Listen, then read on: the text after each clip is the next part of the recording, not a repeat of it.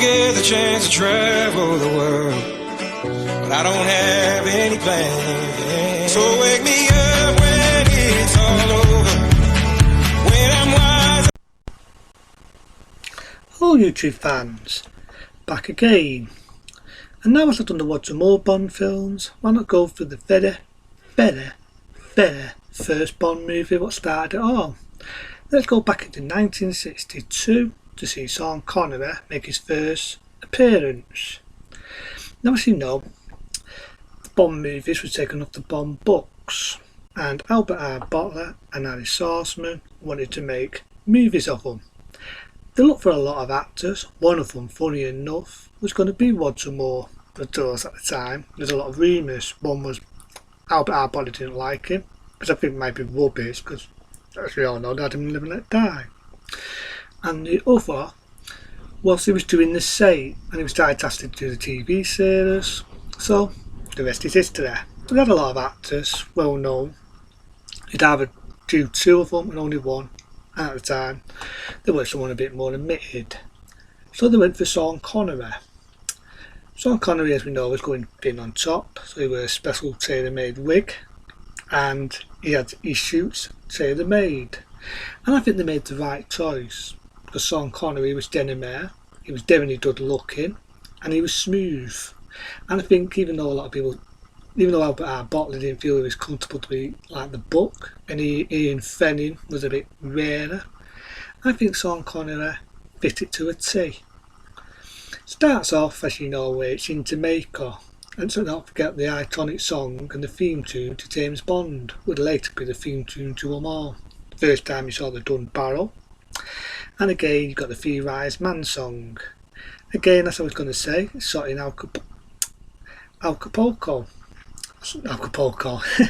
I meant to say Jamaica, I had Acapulco, I had it in my brain all day. But yeah, it was shot in Jamaica. You've got the guy who gets killed, and it's more of a detective film. If you're going into the first Bond film as an action-packed action film, you're going to be disappointed, because I think the first two Bond films were more fillers. That's what they were. There was fillers taken off the books of the novels of Ian Fleming. You then got the casino scene where Sean Connery says his iconic lines. My name's Bond. James Bond. The lines would later give a lot of other actors the date role, and the first time you see him think it's vodka and Martina, and the first time you see him play Russian Roulette, that being the tag team. He then goes on his first mission, the first time you ever see Bernard Lee as him, and the first time you see Miss Moneypenny. I love the way he charms and he shoots beyond and he charms his way too. A lot of people said that Dr. No wasn't the best Ian Fleming book, but I've got to admit it was the best for Bond to make his first appearance. I want to say it was the best Bond film because it was more of a thriller. And again, if you're going into it for that, you're going to be disappointed. But for Bond, for Sean Connery to leave his mark, he definitely proved that he was Bond. You know, this is how I see Bond. A guy with vodka and martini in one hand, and a blonde and a brunette in the other.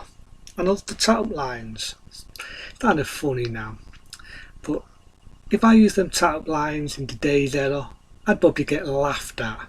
But in all fairness, it was a different era, and that would be how I used to tap women up. It wasn't sexist, it was taken off the book. Again, as I say, he goes to, if I get it right, Jamaica, to search for the one who killed one of the characters. He gets him be a detective on the way, and the first time you get to see Felix Leiter, who we all know the first one to play Felix appeared in Hawaii 5-0. You get other characters on the way. I'm just trying to think of them actually. So there's one which, if you ever saw Live and Let Die, there was the son of the character using Dr. No, because the character got killed. Again, they're trying to investigate all these murders and why they're happening, and that's when you find out the name Dr. No, who is to be the first Bond villain, may he rest in peace. You get him on the beautiful island, and this is when you get to see the beautiful Bond woman played by Ursa Ranzis. to be the first Bond girl. That's right, the first Bond girl. Again, you got him getting deals on the way. He definitely is a womanizer, and it's not sexist. Again, it was taken off the book by Ian Fleming. I do actually love the original trailer, which was a few trailers to market the Bond film, because Sean Connery did use his own voice to market the film, as well as present it as the character James Bond. I also love the scene where he gets abducted and the character gets, one of our friends gets killed. They all think it's a dragon, and it's not a dragon, you know what I mean? It's not a dragon, it's people are believing things like that. The scenery is beautiful, it really is, but in all fairness, they were trying to run away from the depression of Jamaica, so they tried to film all the beautiful, all the tropical, all the beautiful scenery to make the film Dr. No. Again, they didn't know whether it was going to be a big success or not, and lucky enough, it was a big success. One day after, they made the next Bond movie, that being From Russia with Love. But Dr. No was the one that started it all off. It definitely is a stylish thriller, and I do reckon it is a stylish thriller. It's stylish. Connery again plays it to a T, plays it smooth, and it's not bad for his first outing. Again, I always say this one was more stylish. People say now it's dated, but in all fairness, it was in the early 60s. And it's a lot different than the actual book version of Dr. No. There's a lot more different elements to it. The first time you see Dr. No was the dive of the Mecha Hands. And I always love the famous scene where he has a fight with Sean Connery as Bond, and he falls in that water, which is like to choose her, and it basically burns him, boils him. I also like the one-liners, which, whether it's true or not, a lot of people said that Arnold Schwarzenegger, who was a big fan of Connery as Bond, used the one-liners. I can definitely see that is true. If you ever watch Arnold Schwarzenegger and any of his films, where he comes out with a witty one-liner, that's your man. It was Sean Connery as Bond. Like the scene where he fights a die. Let's have the cock up in the scene where he fights a die.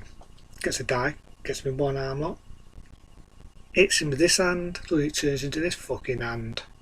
But if you ever watch any Bond movie, you'll notice there's always have been a few cock-ups, same as in other films.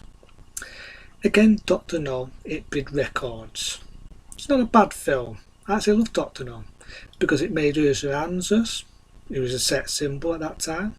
1 year later, she appeared in an Elvis film, that being Fun in Acapulco, and it also launched Sean Connery. It also influenced a lot of other Bond films, but I would say that Dr. No was more of a stylish thriller. Again, if you're going into it for action, there's not that much action, but I like it what it is. It's a nice straightforward story. I like the music, which is used a lot in the band We Take Fairyland. There's a few fuck-ups, like the scene when Connery's driving the car. You can see it's a two-way film when the car's chasing after Bond, but a lot of films are like that in that era, where they use two-way film. But other than that, for the first outing for Bond, it's not a bad one, and I do actually like what it brought. Stylish, it's smooth, it's the first Bond film. For that I respect it, because it's a classic, why not? A 20-star rating, because Dr. No, it's it all. Until then, I'll see you later. Have a good one.